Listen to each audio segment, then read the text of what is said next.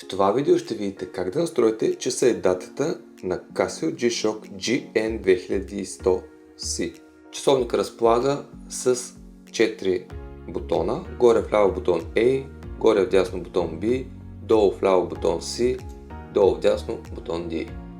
За да започнете да настройвате часовника, задържате бутона горе вляво продължително, докато не чуете този сигнал и стрелките не започнат да се движат. На дигиталния дисплей забелязвате, че е изписано Atina, това е часовата зона. Съответно с бутоните вдясно, надолу и нагоре може да сменяте часовата зона. След като изберете часовата зона, натискате бутон C долу вляво и преминавате към следващата настройка да изберете зимно или лятно часово време. Когато се сменят лятно към зимно и зимно към лятно часово време, не е нужно да променяте стрелките, а само да изберете On или Off. Когато е на Off е зимно часово време. Продължаваме натам с бутон C.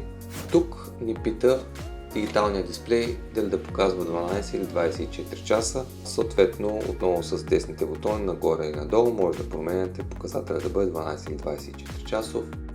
Потвърждавате с бутон C. Преминавате на настройка на секундите. Занулявате ги с бутон D и натискате бутон C. Сега започна да мига часа. Избирате с бутон B или D часа, който искате да настроите. След като изберете часа, натискате отново бутон C и преминавате на минутите. Избирате минутите, които желаете да настроите. След като сте избрали минутите, отново потвърждавате с бутон C и преминавате на годината.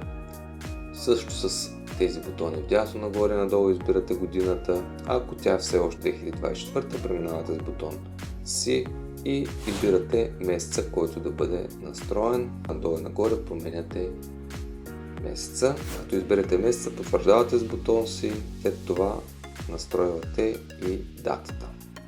След като сте готови с датата, отново потвърждавате с бутон C.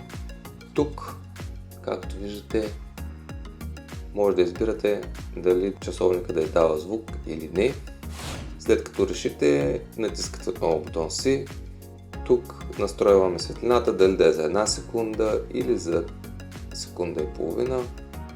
Съответно, с тези бутони избирате дължината на секундите и след като стигнете отново до часовата зона, натискате отново бутон A. Както виждате, стрелките започват да се движат и часовника е настроен. За още такива видео